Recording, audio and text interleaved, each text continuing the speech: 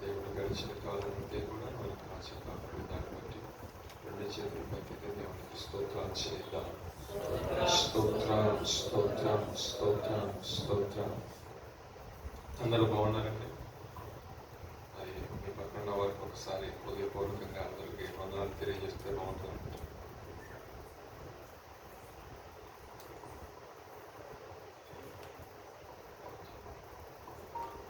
So ఈ రాత్రి కాదు సమయం ముందు అప్పుడే సమయం పరిగెత్తుకున్నాను. సాయంత్రం రోజు ఒకసారి టైం అయితే వరుసలు చూసుకుంటానండి, లేకపోతే పట్టేస్తే మళ్ళీ ఒక 10-15 నిమిషాలు దేవుని యొక్క వాక్య ధ్యానం చేద్దాం.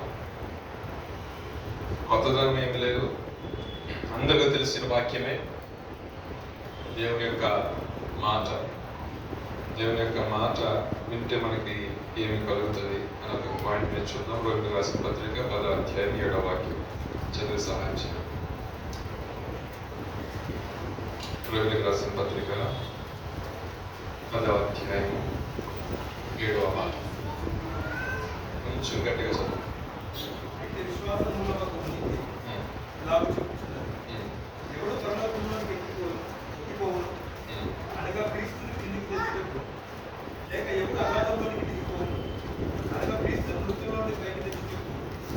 పదాధ్యాయం 7వ వాక్యం.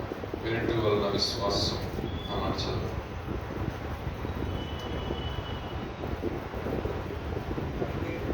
కావున వినుట వలన విశ్వాసం వాక్యం చదవండి ఒకేసారి. 17 కాగా వినుట వలన విశ్వాసం కలుగును, వినుట క్రీస్తుని గురించిన మాట వలన కలుగును.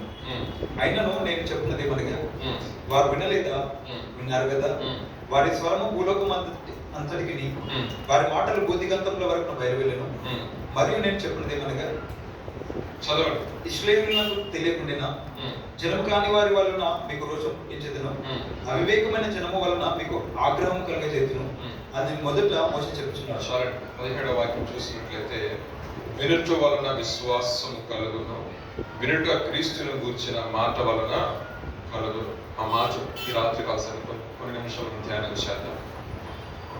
ఏది వినాలి ఈ లోకంలో, ఏది వినకూడదు అనేది తలంచినట్లయితే, యేసు క్రీస్తుని గురించి ఏదైనా మాట వింటే మనకి ఏం కలుగుతుంది? మన జీవితంలో విశ్వాసం అనేది కలుగుతుంది. మన పితరులు చూసినట్లయితే చాలా మంది దేవుని యొక్క మాట విని దాన్ని బట్టి వారి యొక్క జీవితాలలో ఆశీర్వదించబడి ఉన్నారు, దీవించబడి ఉన్నారు. ఎవరైతే దేవుని యొక్క మాట వినలేదో వారి యొక్క జీవితాలు ఏ విధంగా నశించిపోయినాయో లేకపోతే చాలా వరకు మనకి సుస్పష్టంగా తెలియజేస్తాం. ఈ రాత్రి కాల సమయంలో మనం ముఖ్యంగా చూడాల్సిన మాట ఏంటంటే, దేవుని యొక్క మాట. దేవుని యొక్క మాట మన యొక్క జీవితంలో వింటే ఏ విధమైన ఆశీర్వాదం కలుగుతుందో కొన్ని మాట చూద్దామండి. అపోస్తల కార్యాలు 14వ అధ్యాయం 7వ వాక్యం చూసినట్లయితే, అపోస్తలుడైన పౌలు ఒక ప్రాంతంలో సువార్త ప్రకటన చేస్తుండగా కొంతమంది ఆసక్తి కలిగి ఆయన మాటలు వింటున్నారట. చదవండి మాట. లుస్త్రాలో బలహీన పాదములు గల ఒకడుండెను. బలహీన పాదములు గల ఒకడుండెను. అతడు పుట్టినది మొదలుకొని కుంటివాడై ఎన్నడూను నడవలేక, కుంటివాడై ఉన్నాడు నడవలేక కూర్చుండేవాడు. చదవండి. అతడు పౌలు మాటలాడుట వినెను. పౌలు మాట్లాడుట వినెను. పౌలు అతని వైపు తేరి చూచి స్వస్థత పొందుటకు అతనికి విశ్వాసం ఉండినని గ్రహించి నీ పాదములు మోపి సరిగా నిలువమని బిగ్గరగా చెప్పినప్పుడు అతడు గంతులు వేసి నడవసాగాను. ఈ మాట మనం చూసినట్లయితే, బలహీన పాదములు కలిగిన వ్యక్తి ఎప్పటి నుండి? చిన్నప్పటి నుండి. అంటే అతను నడిచే అవకాశం 100% లేదు. కానీ అపోస్తలుడైన పౌలు ఆ ప్రాంతంలో వచ్చి సువార్త ప్రకటిస్తున్నప్పుడు ఏదో ఆశ కలిగి ఆయన మాటలు వింటా ఉన్నాడంట. వింటా ఉన్న వ్యక్తిని అపోస్తలుడు పౌలు గారు అలా తేరి చూశాడు. తేరి చూసినప్పుడు ఆయన కనిపించిందంట, ఈ యొక్క వ్యక్తిలో ఏమన్నా గ్రహించాడు? ఆయన విశ్వాసం ఉంది అని గ్రహించి వెనువెంటనే ఆయన దగ్గరగా చెప్పాడంట, లేచి ఆయన లేచి నిలబడి పరిగెత్తసాగాడు. దేవునికి స్తోత్రం, హల్లెలూయా. అంటే అక్కడ సువార్త ప్రకటన జరుగుతుంది. ఈ వింటున్న ఎవరి గురించి మాట్లాడుతున్నారు? యేసు క్రీస్తు గురించి సువార్త బోధ జరుగుతుంది. యేసు క్రీస్తు యొక్క గుణాక్షరం గురించి చెప్తున్నారు. యేసు క్రీస్తు వారు ఏమై ఉన్నారు ఆయన అపోస్తలుడైన పౌలు గారు అక్కడ ఆ ప్రాంతంలో ప్రజలకు తెలియజేస్తున్నారు. అక్కడ మ్యాక్సిమం అక్కడ అందరూ ఎటువంటి వారంటే అన్య జనాంగం. మీరు వెళ్ళి చూసారా బ్రదర్ అంటే కింద చదువుకుంటూ వస్తే సరే మీకు తెలుస్తుంది ఎటువంటి అన్ని జనాంగం అంటే దేవుళ్ళు కాని దానికి దేవుడిని పేరు పెట్టుకొని ఆరాధిస్తూ బలు అర్పిస్తున్న జనాంగం మధ్యకెళ్ళి ఆయన సువార్త పరిచర్య ఆయన చేస్తున్నప్పుడు ఎవరు కానీ చూస్తున్నప్పుడు అందరూ వినమటికి వింటున్నారు, కానీ హృదయంలోకి ఎంతమంది తీసుకుంటారో ఆయనకి తెలియదు. కానీ ఒక వ్యక్తి మాత్రం ఆయన మాటల యందు విశ్వాసం ఉంచాడట. ఎప్పుడైతే విశ్వాసం ఉంచాడో ఆయన చెప్పిన మాట, ఇప్పుడు నేను ఒక వ్యక్తి నా మాట వింటున్నాడు అనేప్పటికీ ఆ వ్యక్తిని ఏం చేయమంటే ఆ వ్యక్తి చేయడానికి ఇష్టపడతారు, అవునా కదా? వెంటనే ఆయన నువ్వు లేచి నిలబడి అనేసరికి బిగ్గరగా చెప్పేసరికి ఆయన లేచి నిలబడి గంతులు వేసి సాగాడు. గంతులు వేయటమే కాకుండా అక్కడ ఉన్న ఎవరైతే మత పెద్దలు ఉన్నారో వారందరికీ ఏం కలిగిందని వెంటనే ఆశ్చర్యం కలిగింది.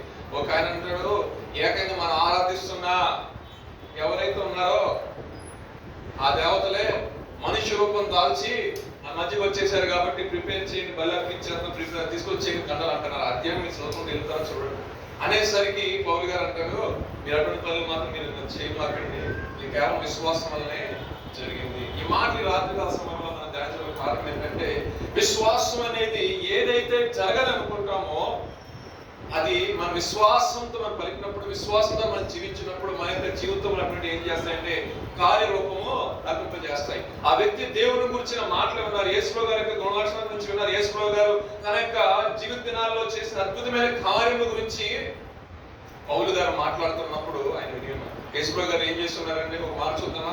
పక్షవాయు గారి వ్యక్తి మంచంలో పడిన వ్యక్తి ఎక్కడో ఎవరో చెప్పారంటే యేసుప్రభు గారి దగ్గరికి స్వస్థపరుస్తారు, కానీ ఆయన సశరీరంగా దినాల్లో ఆయన చేసిన కార్యం, యేసుప్రభు గారు చేసిన కార్యం, ఆయన సువార్త ప్రకటిస్తున్నప్పుడు కపెర్నహూములో ఆయన సువార్త ప్రకటిస్తున్నప్పుడు ఆ యొక్క జనసమూహం మొత్తం కూడా ఆయన మాటలు వినడానికి ఆకర్షితులయ్యి అనేక మంది దేవుని మాటలు వినడానికంటే కూడా ఆయన దగ్గరికి వెళ్తే ఏదైనా మన కనీసం ఆరోగ్యం వస్తుంది, కనీసం స్వస్థత వస్తుంది, ఆయన ఏదైనా ఒక గొప్ప మాట మన జీవితంలో గొప్ప మార్పు కలిగిద్దేమో నా మాటలు వినడం కోసం ఆ కపెర్నహూముకి ఎప్పుడు వచ్చినా సరే ఇసుకేస్తారు రాలటువంటి జనం వచ్చేవాళ్ళు. అయితే ఈ పక్షవాయు గల వ్యక్తి విషయంలో చూస్తున్న వాళ్ళందరూ కూడా పక్కనున్న విశ్వాసం చూడండి, నాకు అనిపిస్తూ ఉంటుంది కేవలం ఒక వ్యక్తికి విశ్వాసం, అక్కడ ఆయన పట్టుకొచ్చిన వాళ్ళకి కూడా విశ్వాసం ఉంది. వీళ్ళు ఏం చేయాలో తెలియక వాళ్ళకున్న విశ్వాసం ఎటువంటిదంటే, ఎట్టి పరిస్థితులైనా సరే ఈ వ్యక్తి యొక్క పరిస్థితి మార్చబడాలి. నేను టచ్ చేసేపోయానంటే, ఈ వ్యక్తి యొక్క జీవితం ఎట్టి పరిస్థితుల్లో మార్చబడాలంటే ఈ వ్యక్తి ఆ ప్రభు దగ్గరికి వెళ్ళలేడు, 100% వెళ్ళలేడు. సో మనం ఏం చేయాలి? ఇప్పుడు మనం ఏం చేయాలి? మన భుజాల మీదకి ఆ భారాన్ని ఎత్తుకొని తీసుకొని వెళ్ళాలి అనుకున్నారు విశ్వాసులు. వారు చూస్తే బలహీనుడే, కానీ వీళ్ళ మైండ్లో ఉన్న ఆలోచన మంచిది, శ్రేష్టమైనది, దేవుడికి అంగీకారయోగ్యకరమైంది. సో ఆ విశ్వాసం బట్టి ఖచ్చితంగా ఈ వ్యక్తిని ఆయన దగ్గర తీసుకెళ్తే 100% ఆయన స్వస్థత పరుస్తాడు. ఈ వ్యక్తి ఆత్మ కూడా నిత్య జీవనం ఉంటుంది కదా, ప్రభువుని తెలుసుకుంటాడు కదా అనుకున్నాడు. వెళ్ళేసరికి అక్కడ ఉన్న పరిస్థితి ఎలా ఉందండి, ఇసుకేస్తే అలాంటి జనం ఉన్నారు. సో వాళ్ళకి ఏం చేయాలో తెలియక సాహసించి తెగించి ఏం చేశారంటే, ఇల్లు ఎక్కేసి ఇంటి పైకప్పు తీసేసి శుభ్రంగా ఏం చేశారంటే ఆ మంచంతో పాటు పరుపుతో పాటు దింపారు. దేవునికి స్తోత్రం. హల్లెలూయా. ప్రభు అలా చూశారంట. చూసి ఈ పాపాలు, ఒకే ఒక మాట ఆయన ఏమన్నాడంటే, ఈ పాపాలు క్షమించబడి ఉన్నాయి. దేవునికి స్తోత్రం. వెంటనే ఆ పక్షవాయు రోగం వ్యక్తికి స్వస్థత కలిగిందని నేను అనుకుంటున్నాను. పౌలు గారు ఇటువంటి ప్రకటన చేస్తున్నాడు, అక్కడ సువార్త చెప్తున్నాడు, అక్కడ లోస్త్రాలో ఆ ప్రకటన చేస్తున్నప్పుడు ఈయనకి ఆసక్తి కలిగింది. యేసుప్రభు గారంట ఆయన ముట్టుకుంటే స్వస్థత కలిగిందంట, గుడ్డివాడిని కూడా స్వస్థత కలిగిందంట, కుష్ఠరోగిని కూడా స్వస్థత కలిగిందంట. ఈయనకి విశ్వాసం ఏంటంటే, ఆ ప్రభు నన్ను కూడా తాకితే బాగుంది కదా, ఒక విశ్వాసం ఈయన కలిగిందేమో. ఈ రాత్రి కాలం దేవుడి మందికి వచ్చిన మనకు కూడా ఒక విశ్వాసం ఉంది కదా, ప్రభు నా పట్ల కార్యం చేస్తే బాగుండు. మీకు ఏదో ప్రతి మనిషి అన్నాక ఆశ అనేది ఉంటుంది, మనిషి అన్నాక ఏదో కోరిక ఉంటుంది. నాకు ఏ కోరిక లేదని ఒక మాట చెప్పండి, నాకు అసలు ఈ జీవితంలో నాకు ఎటువంటి కోరిక లేదండి, అది మంచిగా కాదు. మనిషి అన్నాక కనీసం పాస్టర్ గారు మీరు పని చేస్తున్నారు, మీకు కోరికలు ఉంటే మాకు ప్యాషన్ ప్రకటించే దైవజనులు అందరూ ఆసక్తి ఉంది తెలుసా, కొన్ని ఆత్మలను ప్రభు కొరకు సంపాదించాలి కోరిక కదండి అంటారు కదా, అవునా కదా? అంటే మనిషి అన్నాక ప్రయత్నించే దైవజనుడి దగ్గర నుంచి సామాన్య మానవుడి వరకు, సామాన్య విశ్వాసం వరకు కూడా ఏదో ఒక ఆశ ఉంటుంది. కానీ ఆశ తీర్చబడాలి అంటే మనకి ఫస్ట్ ఆఫ్ ఆల్ మనలో ఉండాలంటే విశ్వాసం అనేది అంటారు కదా. సో అక్కడికి వచ్చిన ఆ వస్త్రాల్లో అక్కడ పడిన వ్యక్తి యొక్క పరిస్థితి ఏంటంటే, ఆశ ఉంది, ఆ మాటలు ఆయన హృదయం నేరుగా వెళ్తున్నాయి. దేవుడు నా గురించే మాట్లాడుతున్నాడు, నా గురించి చెప్తున్నాడు అనేసరికి పౌలు ఆత్మావేశం చేత ఆ విషయాన్ని గ్రహించి ఎప్పుడైతే మాట సెలవిచ్చి ఉన్నాడో వెనుమంటిని అక్కడ కార్యక్రమం జరిగింది. ఇక్కడ మనం అబ్జర్వ్ చేసిన పాయింట్ ఏంటంటే వాక్యము ఫస్ట్ ఆఫ్ ఆల్ మన మైండ్ లోకి వెళ్ళాలి. ఆ వాక్యము చేత మనం స్థిరపరచబడాలి. అంటే మనం లేచి నిలబడాలి వాక్యంలో. తర్వాత ఏం చేస్తా, ఆ వాక్యం ఏం చేస్తానంటే సాహస కార్యాలు చేసే వ్యక్తిగా, జయం జీవితం పొందే వ్యక్తిగా ఏం చేస్తానది పరిగెత్తింపజేస్తాను. దేవునికి స్తోత్రం. ఎప్పుడైతే ఆ మాట ఆ హృదయంలోకి వెళ్ళిపోయిందో, అక్కడ జీవితంలోకి వెళ్ళిపోయిందో, తెలియని అభిషేకం అనేది దానిలోకి వెళ్ళిపోయింది. బలహీనుడిగా ఉన్న వ్యక్తి ఇప్పుడు ఎలా మార్చబడ్డాడండి? బలవంతుడుగా మార్చబడ్డాడు. అంటే ఎన్నిక లేని వ్యక్తిని ఒక ఎన్నికైన వ్యక్తిగా చేయాలి అంటే అది దేనికి మాత్రం సాధ్యమండి? దేవుని యొక్క వాక్యానికి మాత్రమే సాధ్యం. అవునంటారు కాదా? నిజంగా పడిపోయి చుట్టూ ఉండొచ్చు, అనేక మంది చేత అనేక మాటలు అనిపించుకున్న వ్యక్తిగా అతను ఉండొచ్చు. కానీ దేవుడు మాట ఎప్పుడైతే తన హృదయంలోకి వెళ్ళిందో అద్భుతకరంగా అతని పట్ల కార్యాలు జరిగింది. దేవునికి స్తోత్రం. హల్లెలూయా. మత్తయి సువార్త 13:50లో ఒక మాట, యేసు గారు అనేక అద్భుతాలు చేశారు, కానీ ఒక చోట ఆయన ఏ అద్భుతం చేయాలంట. ఎందుకని?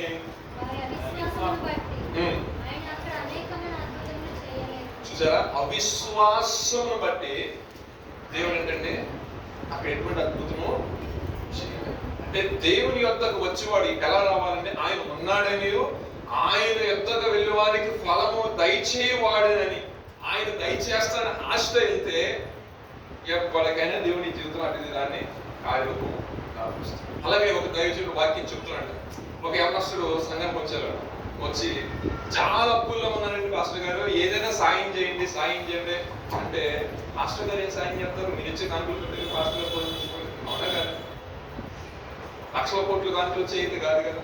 అయితే ఆ పాస్టర్ గారు అంట, నువ్వు వెల్ ఎడ్యుకేటెడ్ కదా, మంచి జాబ్ చేసుకోవచ్చు కదా అన్నప్పుడు, నేను జాబ్ చేయను కానీ తింటాక ఆహారం కావాలి, ఈ మనిషి ఇంత కాదు. చూశాడు వీడు దేవుని మందిరం వరకు వచ్చారంటే వీళ్ళ పూర్వీకులు ఎవరో కూడా దేవుని గురించి వాక్యం తెలిసిన వ్యక్తులు అయి ఉంటారు అనుకోయి పాస్టర్ గారికి తట్టగా దర్శనంలో అసలు బతుకులోకి వెళ్ళాడు. వెళ్ళేసరికి ఒక మాట ఉంటుంది ఏంటి సార్, నువ్వు అన్నం తినాలంటే ఫస్ట్ నువ్వు ఏం చేయనుండదు చెప్పండి, గట్టిగా చెప్పాలి. నువ్వు భోజనం చేయాలంటే 100% నువ్వు కష్టపడాలి. పని చేయకుండా భోజనం చేయకూడదు క్రైస్తవుడు అని రాస్తున్నామా మాట చెప్పేసరికి ఆయన అంటాడు, ఇప్పుడు నాకు ఏ పని లేదు అంటే విని దేవుని యొక్క మాటలు విని ఆయన కట్టడలను విని నువ్వు నడిస్తే దేవుడిని అప్పుల నుంచి విడుదల కలిగేస్తాను అబ్బాయి అని చెప్తే సరే అని చెప్పేసి బయటికి వెళ్ళిన తర్వాత, ఎందుకని ఎప్పుడు వెళ్ళనోడు, ఎందుకు ఆసక్తి కలిగి ఏదో పంచాయతీ ఏదో ఉద్యోగం చేద్దాం అనుకో లైబ్రరీలో కూర్చోంటే నోటిఫికేషన్ ఇది కనపడిందా? నోటిఫికేషన్ కనపడేసరికి పెట్టేటప్పుడే అనుకున్నాడంట, ఇది 100% నాకు రాదు, కానీ పాస్టర్ గారు అన్నారుగా దేవుడు వాక్య అద్భుతాలు చేస్తానని చెప్పాడుగా, ఆశ్చర్యమైన కార్యాలు జరిగేసి మనం ప్రయత్నం చేయాలని చెప్పాడుగా, నాకు అది వచ్చే విధానం కాదు, అయినా సరే అప్లై చేద్దామని చెప్పేసి అప్పుడు 4-5 జాబ్లు అప్లై చేశాడు. రమ్మంటే వెళ్ళేసరికి అద్భుతకరంగా ఆ 5లో 3కి సెలెక్టెడ్ అనుకున్నాడు. 3కి వచ్చిందా పాస్టర్ గారికి వచ్చి, పాస్టర్ గారు ఈ 3కి దేన్ని పట్టుకొని వెళ్ళాలి. పాస్టర్ గారు ఏం చెప్తారు, ఒకప్పుడు నీకు విశ్వాసం లేదు, ప్రభు యందు విశ్వాసం ఉంచి సేవకుడు ఏదైతే మాట చెప్పినారో సేవకుడు మాట కాదు, ప్రభు నాతో మాట్లాడుకుని గ్రహించి విశ్వసించిన దాన్ని బట్టి నీకు ఎంతవరకు ఉద్యోగం చేయాలని ఆలోచన లేదు, ఎంతవరకు తిని కూర్చున్నావో, నువ్వు చేయాలని ఆలోచన ఎప్పుడైతే నీకు కలిగిందో అది నీకు విశ్వాసం వల్ల కలిగింది. కాబట్టి ఇప్పుడు ఆ విశ్వాసం దగ్గరికి వచ్చి నువ్వు ప్రభు పాద దగ్గర ప్రార్థన చేయనప్పుడు దానికి దాంట్లో చూసి చేసుకోమని ప్రేరేపణ నిజంగా దాని ప్రకారం వెళ్ళాడు. అప్పులు మనుషులు తీర్చలేదు కానీ దేవుడే తీర్చాడు. దేవునికి స్తోత్రం. తన కష్టం చేత ఎవరి దగ్గరికి వెళ్ళి చేయి చాపకుండా ఏం జరిగిందండి, దేవుడే అతనికి సహాయం చేశాడు. ఆ మాట ఇప్పుడు మీరు అంటున్న ఈ మాట విశ్వసించిన దాన్ని బట్టి తనకి జీవితం జరిగింది. అదే విధంగా మీరు జాబ్ చేయాలి, వాక్యం ఇలా ఉందా అంటే 100 వాక్యాలు ఉంటాయి, నేను చూపిస్తా పాస్టర్ గారు అని ఆ వాక్యాన్ని పెడచమని పెడితే నిజంగా తన యొక్క జీవితం అప్పుడు సందిగ్ధంలో ఏ న్యాయం చేసి చనిపోవడం లేదంటే గోధులు చచ్చిపోవడం జరిగేది. కానీ దేవుని వాక్యాన్ని విని దాన్ని బట్టి తన విశ్వాసం పొందుకుని విశ్వాసం దాన్ని బట్టి నిజమే దేవుడు ఏది చేయటికైనా సమర్థుడు. లేని వారిని ఉన్నట్టు పిలిచిన దేవుడు అబ్రహామును పిలిచినప్పుడు గొప్ప జనంగా అవుతామని చెప్పి పిలిచాడు, జస్ట్ రమ్మన్నాడు.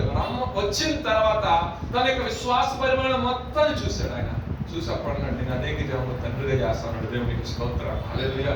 మనం పిలిచిన దేవుడు ఫస్ట్ పిలిచిన తర్వాత మనల్ని చూస్తాడండి. ఫస్ట్ మనం చూసిన తర్వాతే ఆశీర్వదిస్తాడు. మనం పిలిచిన తర్వాత ఏ విధమైన నడవడికి నడుస్తామా, వీడి మైండ్ సెట్ ఏంటి అంతా ఎగ్జామినేషన్ అయిన తర్వాత అప్పుడు తీసుకెళ్ళి ఏం చేస్తాడు, ఆ సోటపోల్ గోల్లో నిన్ను కూర్చోబెడతాం అంటారు కదా. మీరు అందరూ టేకిస్ బీటెక్ ఎంత చేసిన పిల్లలు మంచిగా మీరు డైరెక్ట్గా వెళ్ళి సీట్లో కూర్చున్నారా? మిమ్మల్ని ఎంత ప్రిఫర్ చేసి ఉంటారు? మీరు ఒక జాబ్ ఇవ్వడం కోసం 1 లక్ష రూపాయలు జీతం మిమ్మల్ని ఎంత ప్రిఫర్ చేస్తారండి? ఒక 10,000 వాళ్ళని ఎంత ప్రిఫర్ చేస్తారు? అన్నీ కాకుండా ఓ హాట్లలో టీ కప్పులు కడగాలన్నా కూడా చూస్తాను అసలు ఎలా ఉంటారంటే అవునారు కదా, రైట్? సో ప్రతి ఒక్క వ్యక్తిగత జీవితంలో ఎగ్జామినేషన్ ఉంటుంది. అందుకే బ్లాక్ క్లాస్ ఉన్నాయి, శోధింపబడతాం. పేతురు రాసిన మొదటి పత్రిక 1వ వాక్యంలో 5, 6, 7 వచనం చూసినట్లయితే విశ్వాసమైన మనకి అనేక రకమైన శ్రమలు, ఇబ్బందులు అన్నీ వస్తాయి. ఎందుకు వస్తాయంటే దేవుడు మనల్ని సువర్ణంగా అంటే నీకు అప్పచెప్పిన దాంట్లో నిన్ను ఆ పనికి తగినట్టు వారిన రకంగా దేవుడు చేయాలంటే కొన్ని శోధనల్ని అలౌ చేస్తాం. అప్పుడు తాలూకు నిలబడి అప్పుడు డెసిషన్ మేకింగ్ అనేది చాలా జాగ్రత్తగా చేయాలి. అడ్డగోలుగా చేసామనుకో నష్టపోయిన తర్వాత ఏడుస్తాం, కానీ దాని తర్వాత వచ్చే ప్రయోజనం ఏమిటి? రాత్రికాల సమయం ముందు దేవుని యొక్క మాట మనం విన్నట్లయితే ఆ మాట మనం ఎంతలో తీసుకెళ్తుందంటే అనేకమైన అద్భుతాలు చేయువారిగాను, అనేకమైన విజయాలను పొందుకునే వారిగాను దేవుడు మన జీవితంలో ఆ మాట ద్వారా కార్యరూపం దాల్పిస్తాడు. దేవునికి స్తోత్రం. హల్లెలూయా. పరిశుద్ధ గ్రంథంలో ఒక మాట రాయబడింది చూడండి. యోబు 33వ అధ్యాయం 17వ వాక్యం మనం చూసినట్లయితే ఎందుకని దేవుడు మనిషి యొక్క పాపాలను క్షమించి మనిషి విషయంలో అంత ప్రేమ చూపుతున్నాడు అనేది యోబు చాలా క్లియర్ రాసుకుంటూ వచ్చాడు కనుక పుస్తకంలో 17వ అధ్యాయం 26వ వాక్యం వరకు చదవండి. 17 నుండి 26 వరకు అందరూ తీయండి ఒకసారి. 33వ అధ్యాయము 17 నుండి 26 వాక్యాలు. మంచం మీద పురుగు సమయమున గాఢ నిద్ర పట్టినప్పుడు కలలో రాత్రి కలుగు స్వప్నములలో నరులు గర్విష్ఠులు కాకుండా చేయనట్లు తాము తలచిన కార్యము వారు మానవులు చేయనట్లు ఒదిగిపోకుండా వారిని కాపాడినట్లు కత్తి వలను నశింపకుండా వారి ప్రాణమును తప్పించినట్లు ఆయన వారి చెవులను తెరవచేయును, వారి కొరకు ఉపదేశం సిద్ధపరచును.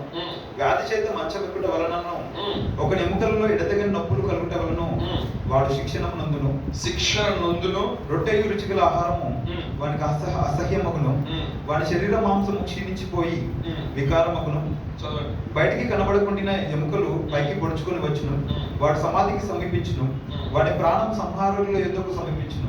నరులకు యుక్తమైనది ఏదో దాని తెలియజేయుటకు వేలాదితో గనుడు ఒకడు వారి మధ్యవర్తి ఇంటిని ఎడల దేవుడు వాని యందు కరుణ చూపి పాతాళానికి దిగి వెళ్ళకుండా వారిని విడిపించును. యేసు ప్రభువు సస్యరుడు ఉన్న దినాల్లో చేసిన పని అదేనండి.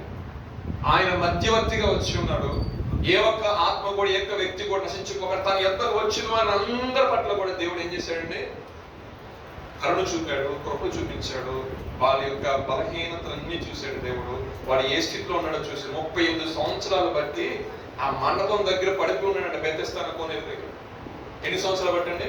38 సంవత్సరాలు బట్టి అదే స్థితిలో పడిన వ్యక్తిని దేవాదేవుడు చూశాడు. యేసు గారే లేరు దగ్గరికి. ఆయనకి చూసి నీకేం కావాలి అబ్బాయి అంటే స్వస్థత కూర్చున్నా అంటే అవునయ్యా అని అంటాడు. మరి ఎక్కలేదని అడుగుతున్నాడు. ఆయన చెప్తున్నాడు, ఆయన అడగమని చెప్తున్నాడు, అయ్యా ఆశ ఉంది, ఆసక్తి ఉంది, కానీ తీసుకెళ్ళి దాంట్లో పడవలసి కూడా ఎవడు లేదు. కొంతమంది జీవితాలు ఏంటంటే వాక్యము పాపం తెలుసో తెలియకో వాట్సాప్ స్టేటస్ల ద్వారానో లేదా ఫ్రెండ్స్ చెప్పారనో ఇష్టపూర్వకంగానో దొంగతనంగా ఏదో రకంగా బీరువాలు పెట్టుకుని కొంతమంది విశ్వాసులు వాక్యాలు చదువుకుంటున్నారు. అటువంటి వారికి మనం వాక్యాన్ని ఇంకా తెలియజేసాం కొంచెం వాళ్ళు డేర్ చేసి బయట సంఘాలు రాగలుగుతారు. అవునంటారు కదా కొంతమంది. సో ఇక్కడ చూసినట్లయితే ఆయన చెప్తున్న క్లాస్ ఏంటంటే నేను దాంట్లోకి వెళ్దామంటే నన్ను నడిపించేవాడు ఎవరు లేదయ్యా, నాకు అసలు తీసుకెళ్ళి దాంట్లో పెట్టి నా స్వస్థ వస్తుంది కానీ తీసుకెళ్ళేవారు నేను అనుకుంటాను. అక్కడ భయంకరమైన వ్యాపారం జరుగుతుంది, అప్పుడు చూస్తా వచ్చేవాళ్ళు ఎవరు డబ్బులు వేస్తున్నారని చెప్పేసి ఇంట్లో వదిలేసారు అనుకుంటున్నాడు అప్పుడప్పుడు. ఏమండి జస్ట్ నేను అలా కూడా ఒకసారి ఆలోచించవచ్చు కదా. ఇప్పుడు ఏదైనా ప్రాఫిట్ ఎర్న్ చేస్తాను వాడు కూర్చున్న చూస్తాకి వెళ్ళినందులో అయ్యా బాబా అంటే తలక రూపాయి వేస్తారు. మండపం అంటే మన జనం వస్తామంటే వెళ్తూ ఉంటారు కదా. ఎప్పుడైతే యేసు గారు వచ్చారో నాకు స్వస్థత అడిగినప్పుడు పరుపుని ఎత్తుకొని దిక్కున్నాడు. వెంటనే దిక్కుని లేచి పరుపుని ఎత్తుకొని వెళ్ళిపోయాడు. దేవుడికి స్తోత్రం. హల్లెలూయా. అయితే వెళ్ళిపోయిన వ్యక్తి మళ్ళీ కనపడాడు యేసు గారికి. ఒకనొక సమయంలో యేసు గారికి కనపడ్డాడంట. కనపడి అప్పుడు ఆయన తెలుసుకున్నాడంట. ఆ మాట రాయకుండా చూడండి. యోహాను సువార్త 5వ అధ్యాయం 14వ వాక్యంలో యేసు గారు ఆ తర్వాత యేసు దేవాలయంలో వారిని చూసి స్వస్థత నొందితే కనుక మరీ ఎక్కువ కీడు నీకు కలుగున్నట్లు ఇక నువ్వు పాపము చేయకు అని. స్వస్థత నొందిన తర్వాత, ఆశీర్వదించబడిన తర్వాత, దీవించబడిన తర్వాత, ఒక స్థితికి వచ్చిన తర్వాత మనకి ఎట్టి పరిస్థితుల్లో సాహసించి పాపం చేసే విధానం చేయడం, ఉదయం మంది గర్విష్టము మనం కాకూడదు. ఇంకా ఒక స్థాయికి వచ్చిన తర్వాత మనం ఏంటంటే దేనైనా సరే ప్రణాళించారా, ఎవరైతే బలహీన పరిస్థితిలో పక్షవాయుగల వ్యక్తి పడిపోయినాడో నలుగురు సహాయం చేసి ప్రభుత్వం పట్టుకుని వచ్చారో, నువ్వు ఆశ్రయించబడిన తర్వాత ఎవరైతే బలహీనలై ఉన్నారో వాళ్ళ దగ్గర కొంచెం పుషప్ చేయాలంటే ఏం లేదు. వెళ్దామండి సాటర్డే సర్వీస్ కదా, వెళ్దామండి సండే సర్వీస్ కదా, వెళ్దామండి సండే ఈవినింగ్ సర్వీస్ కదా. సేవకుల కోసం కాదు, లేకపోతే ప్రశాంతంగా వర్షిప్ చేస్తారో కాదు, దాని గురించి కాదండి. ప్రభు సన్నిధికి వెళ్ళి ప్రభు సన్నిధిలో ప్రార్థన చేసుకుని దేవుడు కృపిస్తాడండి. సేవకుల నోటి నుంచి ఎవరు నిలబడి ఒక మాట దేవుడు మనం తెలియజేస్తాడు, మనకు కొంచెం ఆత్మీయంగా మనం తెప్పగలుగుతామని, మాకు నెమ్మది కలిగిద్దని ఒక రెండు మాటలు కలిసి ఆగి విశ్వాసం చెప్పామనుకోండి, వాడు ఎన్ని పనుల్లో ఉన్నా, ఎన్ని కమిట్మెంట్స్ ఉన్నా, ప్రభువే గద్దిస్తున్నాడేమో అన్న ఫీలింగ్తో ఎందుకు చెప్పమంటారా? ఈ హోమ మందిరంకి వెళ్దామని జనులు నాతో అన్నప్పుడు నేను సంతోషించింది దేవునికి స్తోత్రం.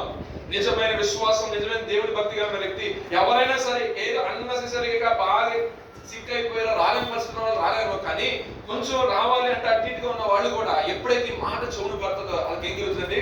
విశ్వాసం కలుగుతుంది. ఎస్, వెళ్ళాలి దేవుని మందిరానికి, దేవుని యొక్క సేవకులు దేవుడు మాట్లాడు. కనీసం ఒక్క మాట నాకు ఆ లేక ఒక గంట ప్రసంగంలో ఒక మాటని ప్రభు నీతో మాట్లాడా. నువ్వు ఎదురు పరిస్థితులు నీకు సరి చేయగల పరిస్థితులను దేవుడు చేయడా క్లియర్ గా చేస్తాడండి. అంటే ఆల్ థింగ్స్ ఆర్ పాసిబుల్. ఎవరితో అన్ని సమస్తం సాధ్యమే. అన్ని దేవుడితో మనము దేవుని కలిగి ఉన్నాం అనుకోండి, మనకి సమస్తము సాధ్యం. ఆ దేవుడు మనతో ఉండాలంటే, మనతో ఉండాలి అంటే మనం ఏం చేయాలండి? మనం వాక్యంలో స్థిరులుగా ఉండాలి, విశ్వాసంలో స్థిరులుగా ఉండాలి. ఇది విశ్వాసంలో స్థిరపరిచేది దేవుని యొక్క వాక్యం. ఆ వాక్యం ఎక్కడ దొరికిద్దంటే నీకు లోకంలో దొరకదు, నీకు వాట్సాప్ స్టేటస్ లో దొరకదు. నీకు వాక్యం ఎక్కడ దొరికిద్దంటే దేవుని యొక్క సన్నిధిలోనే దొరుకుతుంది. దేవునికి స్తోత్రం. ఆయన సన్నిధిలో అంట సర్వ సమృద్ధి ఉందంటాడు, సర్వ సమృద్ధి. అయితే ఇప్పుడు ఆయన ఏం చెప్తున్నారు? యేసుగా చూసిన తర్వాత, అరే నేను 38 సంవత్సరాల క్రితం అప్పుడు బాధపడుతున్నప్పుడు అక్కడికి వచ్చాను కదా, నువ్వు స్వస్థత ఉందాగా దిగ్గిని వెళ్ళిపోయి, అందులో కానీ యోధ జనాంగం మొత్తం వచ్చేసారు, వీళ్ళందరూ అయిపోయేసరికి నేను పక్కకి వెళ్ళిపోయాను, నువ్వు బాగానే ఉన్నావు కాబట్టి నువ్వు స్వస్థపరచబడ్డావు, నువ్వు ఇప్పుడు ఆశ్రయించబడ్డావు, ఇప్పుడు దీవించబడ్డావు కాబట్టి నువ్వు వ్యక్తి పరిస్థితులు నువ్వు పాపం చేయదు. దానొచ్చు ఆయన ఏం పాపం చేశారని చెప్పి చక్కగా ఉండవచ్చు. పాపం అంటే బైబుల్ ఇదే నిలిచి ఆజ్ఞను అతిక్రమమే పాపం, ప్రార్థన చేయకపోవడమే పాపం, దేవుడు ఏదైతే చేయొద్దున్నాడో ఆ కార్యాలు చేయడమే పాపం. పాపం అంటే ఇదే డెఫినేషన్ అని లేదు. దేవుడు చెయ్యొద్దన్న దాన్ని సాహసించి చేయడమే. దేవుడు ఒక పనిలో నియమించిన ఆ పని చేయకుండా నా ఇష్టానుసారం నేను తిరగటం మీద ఒక పాపం అంటారు కదా. మీ డాడీ ఇంట్లో వాళ్ళు ఒక సర్టెన్ రోల్ మీకు ఇచ్చినప్పుడు ఆ రోల్ మీరు ఫుల్ఫిల్ చేయకపోతే అదేమవుతుంది? ఆజ్ఞ అతిక్రమమే కదండి. ఒక మీకు మేనేజర్ కానీ ఒక టీమ్ లీడర్ కానీ మీకు ఏమైనా ఆపర్చునిటీ ఇచ్చి దీన్ని నువ్వు ఫుల్ఫిల్ చేయమని చెప్పినప్పుడు దాని విషయంలో పట్టించుకోకుండా నువ్వు కొంచెం నెగ్లిజెన్స్గా ఉన్నావు అనుకోండి, ఎండ్ ఆఫ్ ది డే ఏమైందండి?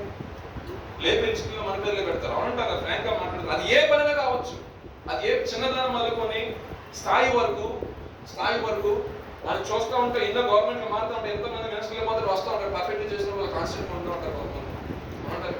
సో లోక సంబంధమైన విషయాలు ఉంటే ఆధ్యాత్మిక జీవితంలో కూడా ఆ దేవుడు మనకి ఇచ్చే విషయంలో కూడా డిలే అవ్వకూడదు. అంటే మనం ఏం చేయాలంటే మనము ఆయన దృష్టికి అంగీకారం కలిగిన వ్యక్తుల వలె దేవునికి స్తోత్రం. హల్లెలూయా. దేవుని సన్నిధికి రావడం వల్ల సేవకులు ఫాస్టింగ్ ప్రేయర్ కావచ్చు, లేదంటే ఫాస్టింగ్ ప్రేయర్సే కావచ్చు, ఆల్రెడీ ప్రేయర్సే కావచ్చు, ఎక్కడనే సరే నీకు సువార్త ఎంత వస్తే అంత తీసుకోండి. అదొక బ్యాంక్ అకౌంట్ లాంటి, ఎంత వస్తే అంత మనసులో వేసుకోండి. ఏదో ఒక రోజున నీకు ఎప్పుడైనా పరిస్థితులు నేను కొంచెం ఊపినప్పుడు ఆ సేవకుడు చెప్పిన మాటలు, ఆ ఉపవాస రోజుల ఫాస్టింగ్ ప్రేయర్స్ చెప్పిన కొన్ని జ్ఞాపకం చేసుకోండి. అంటాడు కదా, నిన్ను రాత్రికాల సమయం ముందు నిన్ను గూర్చి నేను ధ్యానించినప్పుడు ఆ వాక్య ధ్యానం చాలా ఇంపార్టెంట్.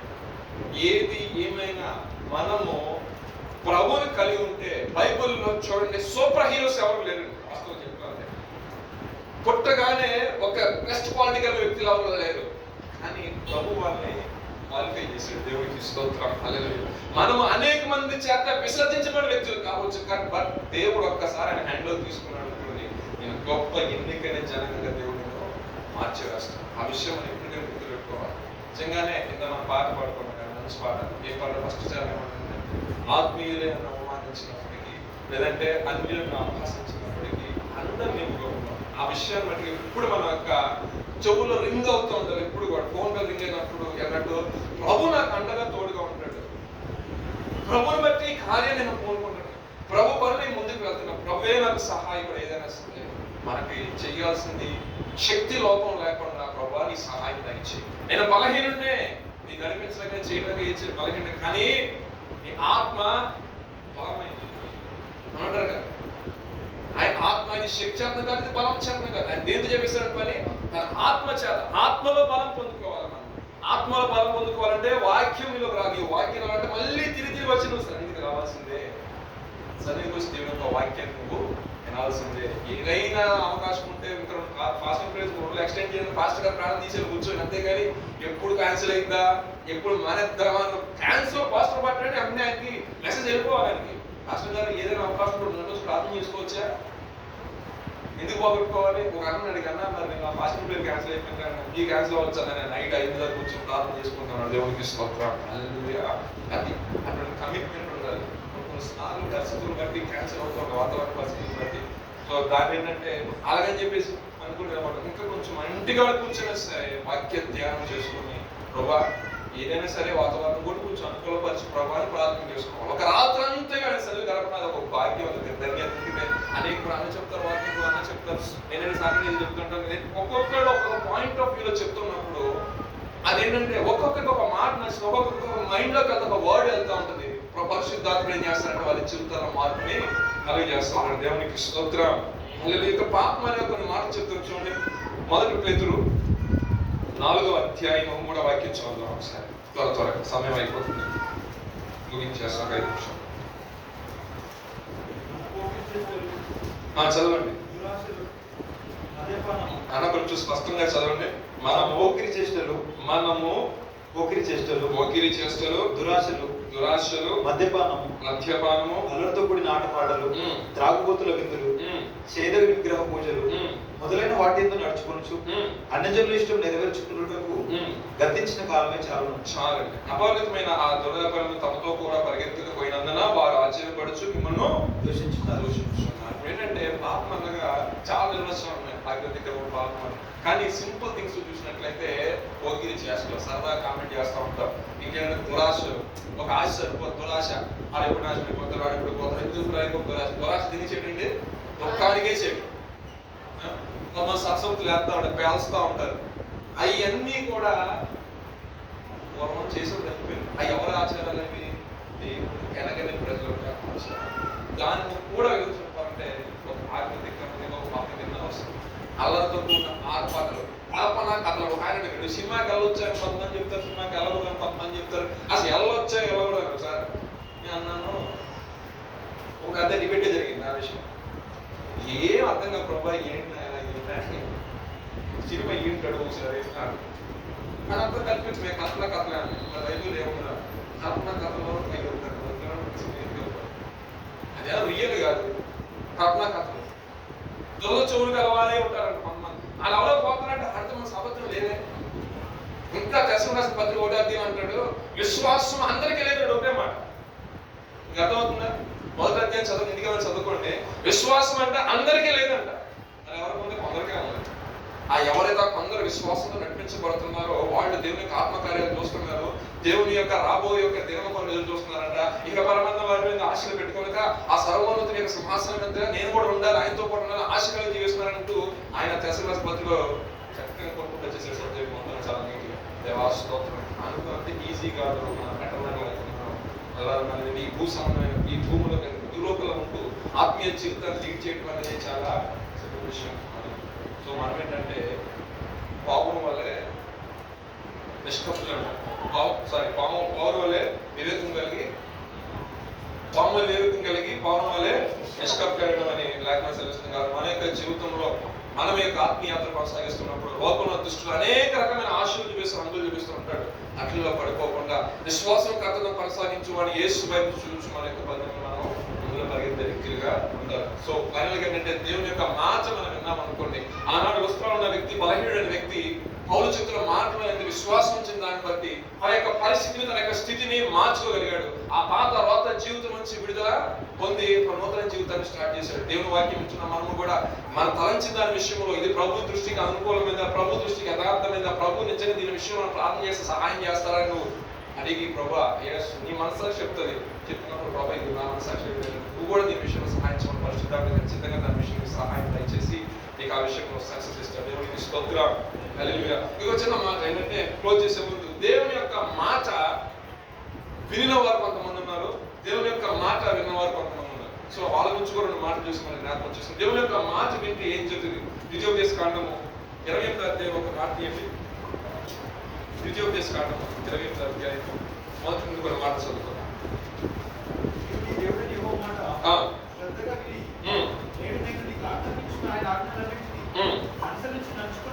దేవునికి స్తోత్రం. ఇంకా మనకు తెలిసిన విషయమే, దేవుని యొక్క మాటలు ఎలా వినాలంటే శ్రద్ధగా వింటే, దాన్ని అనుసరించి నడుచుకుంటే ఆ దీవెనలన్నీ కూడా నీకు వస్తాయి. ఒక్కసారి చదువుతుండే ఆ దీవెన గురించి త్వరగా చదవండి. హెచ్చించును, ఈ దీవెనలన్నీ వచ్చి నీకు ప్రాప్తించును. పట్టణంలో దీవింపబడదు, పట్టణంలో దీవించబడదు, పొలంలో దీవింపబడదు, పొలంలో దీవింపబడతావు. నీ గర్భఫలము, నీ భూఫలము, నీ పశువుల మందలు, నీ దుక్కిటెత్తులు, నీ గొర్రె మేకల మందలు దీవింపబడను. అంటే ఇక్కడ చూడండి, దేవుని యొక్క మాట వింటే అన్ని బ్లెస్సింగ్సే. మీకు అర్థమవుతుందా? అన్ని బ్లెస్సింగ్సే. అన్ని విషయాల్లో నువ్వు ఆశ్రయించే వ్యక్తిగా ఉంటావు. వినకపోతే దానికి వయసు వరుస అంతే. మనం ఆపోజిట్ ఏం జరుగుతుంది? అదే తప్పిస్తుంది. మన గంతులు శ్రద్ధగా మన దేవుడి సన్నిధికి వచ్చినప్పుడు మాట్లాడుతున్నాం. ఆయన మాట ఇంటిగా ఉన్నప్పుడు ఏకాంతంగా కూర్చొని బైబిల్ చదువుకునేటప్పుడు ఆయన ఏం మాట్లాడుతున్నాడు చదువుకున్న అధ్యాయం కొన్ని నిమిషాలు మెడిటేట్ చేయండి. ధ్యానం చేసిన తర్వాత దానికి సంబంధించిన విషయం మీద కొంచెం ఫోకస్ చేసి, నిజంగా ప్రభు ఈ మాట చెప్పాడు కదా, ఈ మాటని ఈ రోజుకి మనము అటెండ్ చేస్తే ఎలా ఉంటుందో ఒకసారి ఆలోచించండి. ఆలోచించినప్పుడు మీకు పరిశుద్ధాత్ముడు క్లియర్ గా ఒక క్లారిటీ, ఒక పిక్చర్ ఇస్తాడు. దాన్ని పట్టుకొని మోకరించి ప్రార్థన చేయండి. దేవదేవుడు క్లియర్ గా మాట్లాడు. బైబిల్ రాసింది క్రీస్తు శకం 500 ఆ సంవత్సరంలో బైబిల్ ఆ టైంలో ఉన్న పరిస్థితులకు అనుకూలంగా రాశారు. కానీ ఈ బైబిల్ అనేది ఫ్యూచర్ ఇంకా 100 జనరేషన్స్ వచ్చినా కూడా అలాగే ఉంటుంది. కాకపోతే మనము దాన్ని ఆపాదించుకున్న దాన్ని బట్టి ఉంటుంది. ఆ మాటల పలికిన సందర్భాన్ని జస్ట్ ఇమాజిన్ చేసుకుంటూ ఇప్పుడున్న పరిస్థితుల్లో కంపేర్ చేసుకొని దాని విషయంలో నువ్వు మోకరించి ప్రార్థన చేసినప్పుడు దేవుడు మనకి ఒక స్పష్టతని దేవుడికి కలుగు చేస్తాడు. ఆశ్రయించబడాలి, దీవించబడాలి అంటే ఆయన యొక్క మాట మనం శ్రద్ధగా వినే వ్యక్తిగా ఉండాలి. ఆ మాట మనం శ్రద్ధగా ఉన్నప్పుడు మన యొక్క ఆశీర్వాదం మన దేవుడు నచ్చింది. ఇంకొకటి అంటే ఆయన యొక్క మాట మన శ్రద్ధగా ఉంటే ఆయన మనకు గైడ్ చేస్తాడంట, ఉపదేశం చేస్తాడంట, నడవలసిన మార్గం నడిపిస్తాడంట. ఆ మార్గం ఎలా ఉంటుందంటే 119 కీర్తనలో మాట్లాడితే, మీ వాక్యం నా పాదములకు దీపము, అది నా త్రోవకు వెలుగంట. ఆ ఒక్క వాక్యం ఏం చేస్తుందంటే చీకటి కార్యాల్లో పడిపోకుండా నీకు వెలుగును ప్రకాశింపజేసి చీకటి శక్తుల్ని, చీకటి క్రియల్ని మీ ఎదుటి నుండి పారదోలి ఏం చేస్తాడంటే మంచి మార్గాన్ని దేవుడు అనుగ్రహిస్తాడంట. ఇంకొక మాట ఉంది, యాకోబు రాసిన పత్రిక 1:20 చూసినట్లయితే, యాకోబు రాసిన పత్రిక 1:22, వినివారు మాత్రమే ఉండి మిమ్మల్ని మీరు మోసపుచ్చుకోకుండా వాక్య ప్రకారం ప్రవర్తించే వారిని చాలు. నీకేంటంటే వాక్యాన్ని విని ఈ రోజు వినేసినాం అన్నట్టు కాకుండా వాక్యాన్ని ప్రాక్టికల్ గా దాన్ని ఇంప్లిమెంట్ చేయాలి. నిత్యజీవి ప్రాక్టికల్ గా ఇంప్లిమెంట్ చేయాలి. అది ఎప్పుడు చేయాల్సిన పరిస్థితులు చెప్పమంటారా? సిచ్యువేషన్స్ వస్తాయి, హెల్త్ ఇష్యూస్ వస్తాయి, అది కామన్, ప్రతి ఒక్క మనుషులు. ఫైనాన్షియల్ ఇష్యూస్ వస్తాయి, ప్రభు దగ్గర పెట్టాలి. మనం ఇలా అవుతుందని అనుకోలేక ఇలా జరిగిందన్న సిచ్యువేషన్ కూడా వస్తూ ఉంటాయి, ప్రభు దగ్గరే పెట్టాలి. సో ఇప్పుడు ఇక్కడ ఏమవుతుంది? నీ యొక్క విశ్వాసాన్ని బిల్డ్ చేయడం ట్రై చేస్తాడు. అంటే విన్న వాక్యం వెంటనే నీకు మైండ్లోకి రావాలి. ప్రభు ఆ రోజు అలా చేశాడు కదా, ఇప్పుడు ఈయన ఎందుకు చేయడు? నోవాహుతో మాట్లాడాడు. ఏమన్నాడు? నోవా నువ్వు ఇమ్మీడియట్ గా వాడగట్టు, వర్షం అంతా భూమి మీదకి వస్తున్నారు. చిత్తం ప్రభు అన్నాడు. అంతా ఒకటే మాట కట్ చేశాడు దేవుడు మహాత్మ. తన కుటుంబస్తులందరినీ కూడా. నాకు చిన్న డౌట్ అండి, జస్ట్ సంఘంగా మీరు ఒకసారి ఆలోచించండి. ఉన్న సంతానం అనంతగా ఎవరి సంతానం చెప్పండి, అవునంటారా? క్లియర్గా క్రిస్టల్ అవునా కదా? చెప్పండి, నోటితో చెప్పండి. నోవా సంతానమే కదా. అంటే అంత ముందున్న మొత్తం కూడా ఏమైపోయింది? మ్యానేజ్ అయిపోయింది, మొత్తం ఏం లేదు. అవును కదా? సో ఈ నోవా సంతానంలో వచ్చిన వారే కదా వీళ్ళందరూ. ఎవరో మిగతా మిగతా మిగతా మిగతా నిజం లేదు, సిక్కులు లేదు, ముస్లింలు, హిందువులు లేదు, సో కాళ్ళ పీపుల్ అందరూ కూడా అందరూ కూడా ఒక తండ్రి నుంచి వచ్చిన అందరికీ తండ్రి ఉన్న వ్యక్తి, మొదట ఆరాధించే వ్యక్తి ఎవరంటే దేవునికి స్తోత్రం. యేసుప్రభువు గారు భూమికి రావడానికి కారణం ఏంటంటే కొంతమంది విడిపోయిన తర్వాత ఆ విడిపోయి దేవుని ఎరగని ప్రజలకు కూడా మనందరూ ఒక సంతానం చెందిన వారమే, ఒక దేవుని ఆరాధించిన వారమే, ఆయన అని చెప్పిన ప్రభు దేవునికి స్తోత్రం. ఏ భేదము లేదు. అందుకని ఏ భేదము లేదు. వాడు ఉండడం లేదు, లేడు, అర్థం లేదు, ఇద్దరు లేదు, ABCDEF లేదు, ఏం లేవు. అలా అందరూ ఒకరి నుంచి వచ్చారు. దేవునికి స్తోత్రం. మరి ఎందుకండి ఎన్ని వచ్చినాయి అంటే వాళ్ళ పరిస్థితిని బట్టి, వాళ్ళ విధానం బట్టి, వాళ్ళు నిలబడటం కోసం, వాళ్ళు నిలబడి చేయడం కోసం, డివైడ్ అండ్ రూల్ కోసం అలా వచ్చాయి. కానీ ఒక్కసారి కళ్ళు మూసుకొని వెనక తాతలు మొత్తం ఎన్నుకుంటే కొట్టు వచ్చేసి అస్సలు ఏమంటే అందరూ ఒక తండ్రి ఒక తల్లి వచ్చిన వారు, ఆ సంతానంలో వచ్చిన దేవునికి స్తోత్రం. హల్లెలూయా. సో విషయం ఏంటంటే మనం వినువారిగా ఉంటే కాదు, విశ్వాసం మూలంగా వెళ్ళే వ్యక్తులుగా మనం ఉండాలి. ఆ విశ్వాసం నేను ఏం చేస్తుందంటే ఇంకా అనేక మందిని ప్రభు కొరకు సంపాదించే వ్యక్తిగా మారుస్తుంది. సారిపత్రి ఊరిలో ఉన్న ఆయన దగ్గరికి వచ్చింది, అనేసరికి అయిపోవచ్చింది. లాస్ట్ లో ఒక కలిత అయిపోద్ది. నేను నా కుమారుడు తిని చనిపోదాం అనుకున్నాను అనేసి నన్ను ఆయన అంటాడు, అది తీసుకుని రామన్నాడు. అంతే, అది తీసుకుని రా అన్నాడు. తన యొక్క జీవిత కరువు దినాలు పోయేంత వరకు కూడా ఆ జారులో ఉన్న పిండి అయిపోయినాడు. దేవునికి స్తోత్రం. అంటే ఆ ఒక్క మాటకి ఆమె లోబడిందండి. ఆ ఒక్క మాటకి నోహ లోబడ్డాడు. అవునంటారు కదా, ఒక్క మాటకి మనం కన్నా లోబడ్డాం అనుకోండి, ఆ మాట యందు లోబడుతున్నామంటే అక్కడ చిన్నగా అబ్జర్వ్ చేసిన విషయం ఏంటంటే ఆ మాట యందు విశ్వాసం ఉందా. అవునంటారు కదా, ఎవరైతే చెప్తున్నారో ఆ చెప్పే వ్యక్తి మీద ఒక విశ్వాసము, ఆ చెప్పే వ్యక్తి నోటి నుంచి బయలుదేరుతున్న మాట దేవుని యొక్క మాట.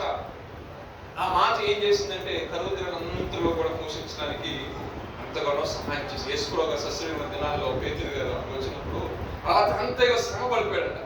ఇవన్నీ మనకు తెలిసినాయి, రెగ్యులర్గా మాటలే. కానీ మనం ఏంటంటే వింటాము, కానీ ఒకసారి వెళ్ళిపోతాం. సో మరలా దాన్ని ఏంటంటే ఫైన్ చేసుకుని ఒకసారి రిమైండ్ చేసుకోవడం విషయాన్ని. సో ఇన్ డీటెయిల్ గా అసలు ఏం రాయబడి ఉంది. ఆ రాత్రంతా అడవింత చేసుకుని వచ్చి ఒక్క మాట్లాడండి ఆయన, అరే మరలా నువ్వు అలాగే బాబు అయ్యా అంటే నేను రాత్రంతా ప్రయాసపడ్డా, నీకేం తెలుసు, అసలు సూర్యోదయం అయిన తర్వాత అసలు ఏం పడ అసలు బాబు. కానీ మాట చెప్పే వ్యక్తి ఎవరండి? వాక్యం సర్వ సృష్టికర్త, పిలిస్తే మొత్తం వచ్చి పడాలంటే ఆయన అంటే నా మాట ఏంటంటే నా మాట చొప్పున వాళ్ళ దేవుడికి స్తోత్రం. హల్లెలూయా. మాట చొప్పున ఆయన చెప్పిన మాట ప్రకారం అసలు ఆ నెలలో గాని ఆ కాలంలో గాని ఆ ఋతువు క్రమం ప్రకారం అది ఏమంటుందని ఆ సీజన్ ప్రకారం వచ్చే విషెస్ కాదంట. ఇంచుమించు కొన్ని రకాల జాతులే దాంట్లో వచ్చి పడ్డారు. అంటే ఆయన పిలిస్తే ఏ రకమైన సరే వచ్చి పడాలి అంటే దేవుడికి స్తోత్రం. హల్లెలూయా. ఆ మాటల శక్తి ఉందండి. అట్టి కార్యం చేసిన దేవుడిని మనము ఆరాధిస్తున్నాం. దేవుడు ఏది చేయటానికైనా సమర్థుడు. నేను ఎప్పుడు చెప్తా ఉన్నాను, ఒకవేళ జాబ్ పర్పస్ ఇచ్చావా, ఎందుకు డిమోటివేట్ అవుతావు? ప్రభు చేస్తాడు. నీకేం కమ్యూనికేషన్ స్కిల్స్ లేవా, నీకు ప్రకటించడం నాకే లేదు. ఏ రకంగా కూడా ఇంగ్లీష్ మాట్లాడతా అసలు ఆ విషయం అందరూ తెలుసు, అందరూ సాగలి పైకి కూడా తెలుసు. ఇప్పుడు చిన్న వర్డ్స్ కూడా రావు, కానీ టాప్ సీలో జాబ్ చేసి గొప్ప దేవుడు గొప్పగా చెప్పుకోవడం. అంటే దౌర్భాగ్యం ఎన్నికైన మురికి స్థితిలో పడిన నన్ను దేవుడి యొక్క ఏర్పాటు చొప్పున, దేవుడి యొక్క చిత్తం చొప్పున పనికి మన నన్నే నా పట్ల చూపించిన దేవుడు. మీరు వెల్ ఎడ్యుకేటెడ్, ఇంగ్లీష్ బాగా మాట్లాడతారు, మంచి మంచి స్కూల్స్ లో మంచి గ్రాడ్యుయేషన్ చేసి మీరు ఎందుకంటే ప్రభు ఎవరికైనా దారాన్ని ఇస్తాడు. యెహోవా అందరికి ఉపకారి, ఆయన వెతుకు వారికి మరి ఆసక్తితో వెతుకుని మరీ ఇస్తారంట. ఆయన మన వెతికే దాంట్లో ఉంటుంది, మనం అడిగే దాంట్లో ఉంటుంది. కాబట్టి మన వెతుకు జీవితంలో ప్రభుని అడగడం అంతేగాని ఎవరికో లేదు, నీతో వచ్చిన అని నుంచి వదిలేసాయి. నువ్వు ఉన్నావు కదా, నువ్వు నిలబెట్టాడు కదా, నేను ఇంకా వరకు కూర్చోబెడుతున్నానంటే ఏదో ప్లాన్ ఉంది అక్కడ. కొంచెం స్పేస్ ఆయనకి లోపల ఉన్న సమస్యలు కలిగించేది, కొంచెం ఆయన స్పేస్ ఇస్తే ఆయన పక్కకు వచ్చి కూర్చొని కోసమే చేసి మాట్లాడతాడు. చెవులు చెప్తాడు ఆ పంచి ప్రీతిగా ప్రేమతో పరిశుద్ధ గ్రంథం చక్కటి మాట అరణ్యంలోకి తీసుకుని వెళ్ళి ప్రేమగా మాట్లాడతాడు. అంటే ఏకాంతంగా కూర్చోబెట్టి ఆయన ఎవరో చెప్పుకొని మాట్లాడతాడు. అంటే మీరు అంటే చెవులతో చెప్తాడు కాదు, నీ మనస్సుకి ఆ తలంపు కలిగేస్తుంది. ఈ ప్రయత్నం చేస్తే బాగుంటుందేమో. ఎక్కడ వచ్చింది ఆలోచనది? మనకి వచ్చింది ఆలోచన నా ప్రభు కలిగి చేస్తే దేవుడికి స్తోత్రం. ఆ వ్యక్తి కూర్చున్న వ్యక్తి పడుకున్న వ్యక్తి కనిపించిందంట. లైబ్రరీకి వెళ్దామని ఆ వాక్యం గుర్తొచ్చింది. భోజనం కాడికి వెళ్ళేసరి పని చేయకూడదు, భోజనం చేయకూడదు అనగా బైబిల్లో. సరే ఏదో ఒకసారి పాటిద్దామని లైబ్రరీలో కూర్చున్న వ్యక్తికే ఉద్యోగం ఇస్తే అన్ని దినాల ప్రార్థనలు కొనుక్కొని ఏడుస్తున్నాడు. ఈ పట్ల వచ్చి కూడా దేవారాత్రులు కన్నీటితో ప్రార్థన చేస్తే నీకు సహాయం చేయలేదు దేవుడు. జస్ట్ మనం ఏంటంటే మన యొక్క విశ్వాసాన్ని కొంచెం ఏంటంటే బలపరుచుకోవాలి. అందుకని మొదట ఉన్న ప్రేమ ఇప్పుడు తగ్గిపోయింది కాబట్టి అటువంటి తెచ్చుకోవాలి. ఏదైతే స్టార్టింగ్ లో ఆయన పట్ల ఏదైతే ప్రేమ కలిగి ఉన్నావో ఆ ప్రేమ నువ్వు కంటిన్యూ చేస్తున్నప్పుడు ఆయన అగాపే ప్రేమ చూపిస్తున్నాడు. దేవునికి స్తోత్రం. హల్లెలూయా. లోకం ఉన్న ప్రేమ కాదండి. లోకం ఉన్న ప్రేమని బోర్డు పెట్టారు కానీ దానికి చాలా రకాల పేరు చెప్తున్నారు, మాట్లాడారు. కానీ దేవుని ప్రేమ కలిగి ఉండాలి. దేవుని ప్రేమ గురించి మనం లాస్ట్ వీక్ మనం డిస్కస్ చేస్తాం. మృదువైందంట, గమ్మంగా పలకదంట, అర్థం చేసుకుంటుందంట, నలిగిన వారిని ఆదరిస్తుందంట, నమ్మకము ఆ నమ్మదగిన వ్యక్తి కాకపోయినా వాడిని నమ్ముతుందట. ప్రేమ కొన్ని రాసిన పత్రిక 10 ప్రేమ గురించి రాసుకుంటూ వస్తున్నారు. క్రీస్తుని కలిగి ఉన్న వాళ్ళని చెప్పుకోవాలి కదా. నిజమైన ప్రేమ కలిగి ఉంటే అది మన క్రియల్లో దేవుడు దాన్ని బయలుపరుచుకుంటాడు. కాబట్టి దాన్ని కలిగి జీవించుకుంటాం ఆటోమేటిక్ గా ఉంటాడు. దేవునికి స్తోత్రం. ఏం చేస్తామంటే దేవుడు మాట వినవారు. దేవుడు మాట వినని వారి గురించి రెండు మాటలు చెప్తారు చూడండి. సామెతల గ్రంథం 29 29 స్టార్టింగ్ ఆఫ్ మాట క్లోజ్ చేద్దాం. ఎన్నిసార్లు గద్దించినను లోపడిన వారికి ఏమన్నమాట అసలు. ఎన్నిసార్లు చెప్పినా లోపడిన వాటికి ఏమైపోతారంటే హఠాత్తుగా ఏమైపోతారంటే వాడు మాటలు కొంచెం కఠినంగా ఉంటాయి. కొంచెం గట్టిగా చెప్పాలంటే కారం గట్టిగా తగిలించేనే ఉంటుంది. హ్యాండల్ సరే అట్లా ఉంటే మాటలు నిజంగా జీవితంలో సత్యం పడతాయి. ఎన్నిసార్లు గర్తించిన లోపడు నడుపు చెయ్యి అన్నప్పుడు కొన్ని వెలుగులో నేను చెయ్యి అన్నా అనుకోండి, అది ఎక్కడ లాక్కిపోతుందంటే నాశనం వరకు వ్యక్తిని లాక్కుంటుంది. సో మనం ఆయన గర్తిస్తున్నప్పుడు, సావుకులుగా గర్తించినప్పుడు ఏమో ప్రభువుని సరి చేసుకోమన్నాడు. సిగ్గుపడిన అవసరం లేదండి. ఎందుకు మీరు సిగ్గుపడాలి? సరి చేసుకున్న సిగ్గుపడేదే ఉందండి. తిరిగి రానుద్దేశించిన last week Sunday morning message మీరు అన్నారు కదా, నన్ను చెప్పి మనము మనకి వ్యక్తిగా చెప్తున్న క్రియలు సరి చేసుకుని ఎంతకు వస్తే ఆయన ఆశీర్వదిస్తాడు, దీవిస్తాడు, రిస్టోర్ చేస్తాడు నీ లైఫ్ అని. ఎంతమంది ఉన్నారు శ్రద్ధగా మాట్లాడి వచ్చామా కూర్చున్నామా వెళ్ళిపోవడం కాదండి. దాన్ని మనం ఏమి అసలు ఎలా నేను నాకు లైఫ్ మళ్ళీ నేను రిస్టోర్ ఒకప్పుడు నా ఆత్మీయ జీవితం మళ్ళీ నేను రిస్టోర్ చేసుకోవాలని ఆశ కలగాలి ఆ మెసేజ్ ఏంటో. సో దీన్ని ఏంటంటే మీరు రిస్టోర్ చేయడం కాదంటే మనం దాన్ని బిల్డప్ చేసుకుంటే ఇప్పటికప్పుడు నాకు ధ్యానిస్తూ ఉంటే ఈ నెలవాగ్యం గుర్తుందా? నేను ఎందుకంటే అప్పుడు మధ్యలో ఈ కలుపుతా ఉంటాను. ఎందుకంటే అట్టలు పెట్టి తీసుకొస్తా ఉంటాను. మీ తప్పు అనుకోకండి. సంతోషాన్ని నవ్వును ఉంచుతాను. ఆ సంతోషం నవ్వు మన జీవితంలో ఫస్ట్ ఆఫ్ ఆల్ ఫెయిత్ ఉండాలి. ఆ వాక్యం పట్ల మనకి ఆ ఫెయిత్ రావాలి. సో డెఫినెట్ గా ఈ వాగ్దానం చేసాడంటే 100% ఇస్తాడు. అంతే ఫిక్స్ అయిపోయి రాసేసుకోవాలి. బలంగా ఉద్దేశించుకోవాలి. డేట్ వేసుకోవాలి. పలానా రోజు పలానా పాస్టర్ గారు ఫిలిప్ గారు 2025 పలానా నెలలో ఆగస్టు 1 ఈ వాగ్దానం ప్రభు చేశారు కాబట్టి ఇది 100% నెరవేర్చారు. అంతా రాసేసుకోవాలి. ఖచ్చితంగా నెరవేర్చబడి దేవునికి స్తోత్రం. హల్లెలూయా. అయితే ఎన్నిసార్లు చెప్పినా కూడా కొంతమంది కడచలో పెట్టుకుని వెళ్ళిపోతూ ఉంటారు. అది లోబడిన స్వభావం. స్టిఫ్ ఎక్కడ పెట్టుకుంటా కడ ఉంచిన స్వభావం. ఈ మాట ఎందుకు వినాలి? నువ్వు చెప్తే జరిగిందా అన్న స్వభావం అంటున్నావు. అందుకంటే మాట్లాడే పరిస్థితి మనం చాలా జాగ్రత్తగా ఉంటారు. అంటే ఆ సమయంలో మీరు ఏం మాట్లాడాలి మీకు తెలియదు. మాట్లాడించేది అంటాడు. సో రాత్రి కాల సమయంలో మనం విశ్వాసంతో నడిచాము.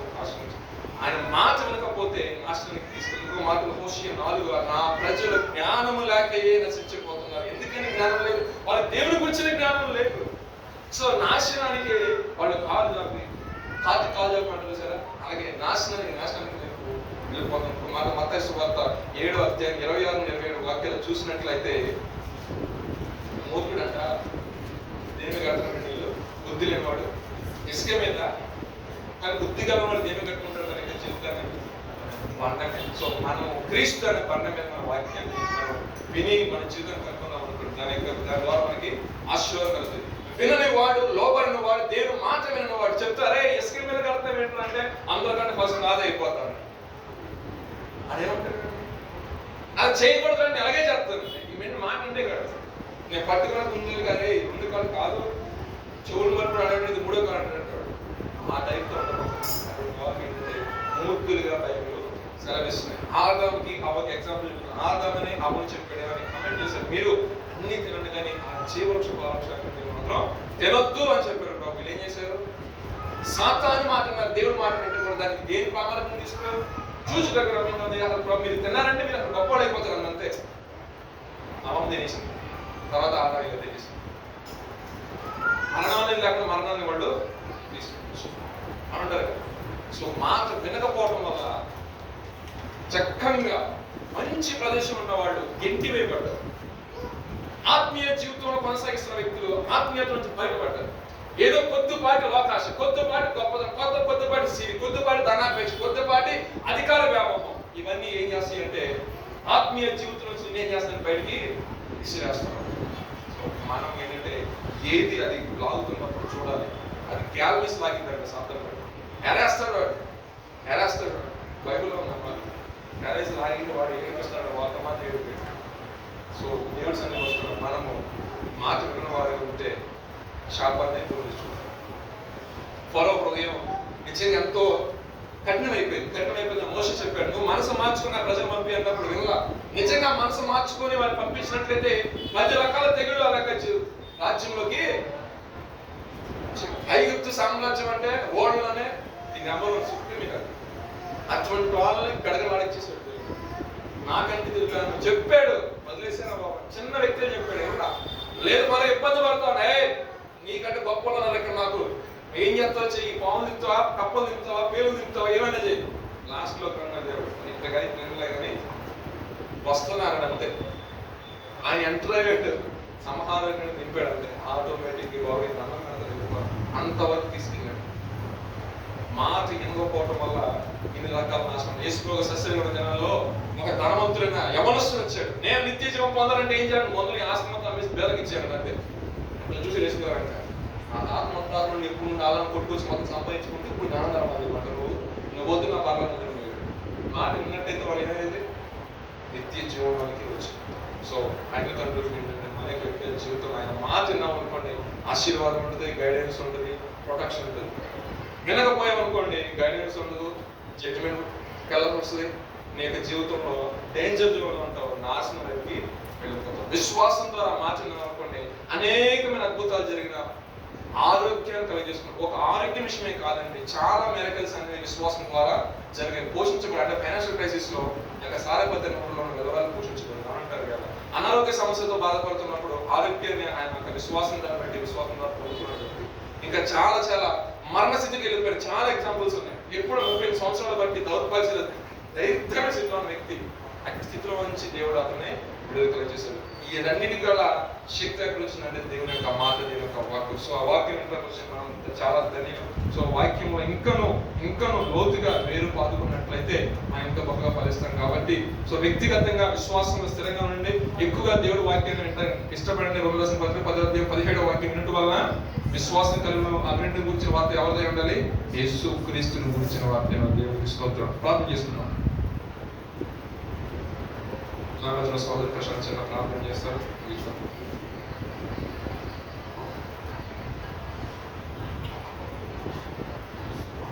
ప్రార్థన.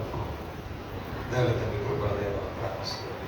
నీ పాదల నీ పాదకు ప్రభు మనం ప్రేమించి ప్రభు తిరిగి ప్రభు మా జీవితాలకు ఏది ఆశీర్వాదకరం, ఏది శాపం తెచ్చేది ప్రభు, ఏ మాట ద్వారా దేని వలన మేము జీవించబడుతున్నాం, దేని ద్వారా మా బ్రతుకులు మార్చబడతాయి ప్రభు, తిరిగి మాతో మీరు మాట్లాడిన రీతిని బట్టి నీ ప్రార్థిస్తున్నాను. నీ మాట మా జీవితాలను బ్రతికిస్తుందని, నీ మాట ఒకరిని స్వస్థపరుస్తుందని, నీ మాట ఒకరి యొక్క బంధకం నుంచి విడుదలను కలుగజేస్తుందని, నీ మాట ఒకరిని హెచ్చిస్తుందని, నీ మాట అయా తండ్రి ప్రభు కొన్ని యొక్క స్థితిగతులను మారుస్తుందని ప్రభా ఎన్నో రకాలుగా మీరు మాతో మాట్లాడినందుకు నీకు వందనాలు స్తుతులు ప్రభా. అయా తండ్రి జీవితకాలం అంతా పడిన జీవితాన్ని అయా తండ్రి నీ మాట అయా తండ్రి ప్రభా పైకి లేపినట్టుగా నీ మాట ఒకరిని కనికరించింది ప్రభా. నీ మాట ఒకరిని గద్దించింది. నీ మాట ఒకరికి అయా తండ్రి ప్రభా అయా ఉపదేశం చేసింది ప్రభా. తండ్రి నీ మాట విన్నట్లుగా ఇవ తండ్రి ప్రభా మమ్మల్ని తిరిగి అయా తండ్రి ప్రభా ఒకసారి మీరు గద్దించిన రీతిని బట్టి నీ పాదలకు వందనాలు. ఇవ తండ్రి ప్రభా ఎన్నో విషయాల్లో ప్రభా అయా మా ఇష్టానుసారంగా మా కోరికలు చెప్పున మా యొక్క ఆశలు వెంబడి ప్రభా అయా తండ్రి మా యొక్క ఉద్దేశాలు వెంబడి మా యొక్క తలంపుల వెంబడి మేము పరిగెత్తుకుంటూ పోయామే తప్ప తండ్రి ప్రభా నీ మాట మీద అయా మేము శ్రద్ధ నిలపక నీ మాట మీద మా మనసు నిలపకుండా అయా తండ్రి గడిచిన దినములు ఎన్నో అయా తండ్రి మేము నడిచి మేము పోగొట్టుకున్న ఆశీర్వాదములు ఎన్నో మా జీవితంలో నీ మాట వినకుండా చేజార్చుకున్న అయా తండ్రి ఆశీర్వాదములు ఎన్నో ప్రభా. దేవా మమ్మల్ని కనికరించింది, మమ్మల్ని మన్నించింది ప్రభా. తండ్రి నీకు వందనాలు. నీ మాట వింటే అయా తండ్రి మా జీవితంలో విశ్వాసం ఉంటుందని ఆ విశ్వాసం వలనే ప్రభు మా జీవితంలో ఊహించిన అద్భుత కార్యక్రమం మేము చూస్తాం నాతో మాట్లాడారు. తండ్రి అయా మమ్మల్ని క్షమించండి. ఆ విశ్వాసము వలన అక్కడ మీరు అద్భుతములు చేయలేకపోయారని వాక్యం సెలవిస్తోంది. అలాంటి దౌర్భాగ్య స్థితి మాకు పట్టుకుంటలేదు అయా. నీ మీద సంపూర్ణమైన విశ్వాసము కలిగి అయా తండ్రి పరిస్థితులు ఎట్లున్నా అయా తండ్రి ఇబ్బందులు ఎలా ఉన్నా అయా తండ్రి శోధనలు ఎంత అయా తండ్రి ప్రభా పరిమితికి మించిన కానీ ప్రభా దేవా మీరు మాతో ఉన్నారని అయా తండ్రి వాటిని మేము సహిస్తూ నీ అందు విశ్వాసం వస్తూ ముందుకు సాగడానికి తగిన బలమును శక్తిని ప్రభా ఆత్మలో ఆ విధమైన విశ్వాసంతో మీరు మమ్మల్ని బలపరచమని ప్రార్థిస్తున్నాం అయా తండ్రి. నీ మాటకు లోబడే ఆ మనసును మాకు దయచేయి. నీ మాటలకు స్పందించే మనసును మాకు దయచేయి. నీ మాట మనకు వస్తుండగా అయ్యా దాన్ని శ్రద్ధగా వినే మనసును మాకు దయచేయి. నీ మాటలకు అయ్యా దాన్ని లోబడే తత్వము మాకు దయచేయి ప్రభా. అయ్యా లోబడని మనస్సును మా నుంచి తొలగించు అయ్యా. దాన్ని మీ వైపు తిరుగుబాటు చేసే స్వభావం మా నుంచి తొలగించు ప్రభా. అయ్యా నీ మాట వినకపోతే ఎన్నో నష్టాలని ప్రభా. నీ మాట వినకపోతే ఎన్నో రకాల అయ్యా తన ఇబ్బందులు కొని తెచ్చుకుంటామని ప్రమాదాలు కొని తెచ్చుకుంటామని మీరు మాతో మాట్లాడారు ప్రభా. ఇక్కడ ఎవరైతే ఉన్నారో ప్రభా మా జీవితాల్లో ప్రభా అలాంటి అవిశ్వాసంలో దూరపరచు. మందులు ఇక్కడ నుంచే ప్రభా నీ మీద మా మనస్సు నిలుపుకొని నీ మీద సంపూర్ణమైన విశ్వాసము కలిగి ప్రభా అయ్యా నీ మీద ఆనుకుని బ్రతికే కృపను మాకు అనుగ్రహించమని ప్రార్థిస్తున్నాం అయ్యా. మీరు మాతో మాట్లాడి గర్వించినందుకు వందనాలు ప్రభా. యువతని ప్రభా మీరే మాకు ఆధారమని అయ్యా, మీరే మాకు జీవితాలకు ఆధారం అని ప్రభా అయ్యా తను మిమ్మల్ని గుడిగా ముందుకు సాగడానికి కృపను మాకు దయచేయి ప్రభా. మేము మమ్మల్ని జ్ఞాపకం చేసుకుని మరి ప్రార్థిస్తున్నాం స్థిరమైన విశ్వాసంతో బలమైన విశ్వాసంతో ప్రభా అయ్యా తల్లి ప్రభా నీ యందు మేలు జీవితాలు కట్టుకోవడానికి కృపను దయచేయి. ఆ బండ మీద మా జీవితాలు కట్టబడి అయ్యా తన విశ్వాసము కదలని విశ్వాసము అయ్యా తల్లి ప్రభా ఎవరు అయ్యా కదిలించలేని విశ్వాసముతో ప్రభా మేము ఉండడానికి కృపను దయచేయి అయ్యా తన నిజముగా మిమ్మల్ని నమ్ముకొని నిజంగా నీ మాట మీద ఆశ పెట్టుకుని నీ మాట సత్యమని నీ మాట జీవమని నీ మాట ఎప్పటికీ మారనిదని ప్రభా మేము నమ్మడానికి కృపను మాకు దయచేయి. నీ వాక్యం మీద శ్రద్ధ కలిగి నీ మాట మీద శ్రద్ధ కలిగి వాక్య ధ్యానం అందరూ ప్రార్థనలు ఎందుకు ప్రభా అయా విశ్వసించుటే ఎందుకు ప్రభా మా మనసు నిలపడానికి దాంట్లో మమ్మల్ని స్థిరపరిచి దాంట్లో మమ్మల్ని నాటి మేము ఫలింపులోనికి రావడానికి మేము ఫలించే వ్యక్తులుగా ఉండడానికి అయా కృపను మాకు అనుగ్రహించి అయా దాని స్థిరమైన విశ్వాసంలో సంపూర్ణతలోకి మేము రావడానికి ప్రభా మీరే మాకు సహాయం చేసి అయా దాని ప్రభా మీరే నీ ఆత్మ ద్వారా మీరు మమ్మల్ని నడిపిస్తూ అయా నీలో మేము ఎదిగి ఫలించడానికి సాయం చేస్తున్నామని స్థిరమైన విశ్వాసంలో మీరు మమ్మల్ని నడిపిస్తూ అంతవరకు ప్రభా ఆ విశ్వాసాన్ని మేము కొనసాగించే కృపను మాకు చేస్తున్నామని నజరుడనేస్తున్నాము. ఈ ప్రార్థనను పెట్టుకుని సమర్పిస్తున్నాం మా ప్రేమ తండ్రి. ఆమేన్. సిల్వర్ ప్రొఫెసర్ సంపూర్ణ విషయం అపోవాది నాశనం ఇస్తున్నాము.